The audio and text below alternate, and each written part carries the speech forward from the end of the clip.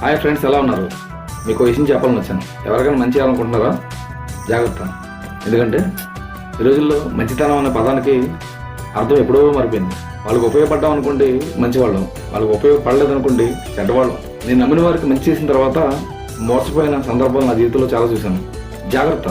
నమ్మకం ఎక్కడుంటే మోసం అక్కడ కాచుకొని కూర్చుంటుంది. గుర్తుపెట్టుకో, మోసానికి రిలేషన్షిప్స్ ఉండవు ఫ్రెండ్స్. మనం మంచివారు అని అనిపించుకోవాలని తాపత్రయపడితే చాలా కోల్పోవాల్సి వస్తుంది.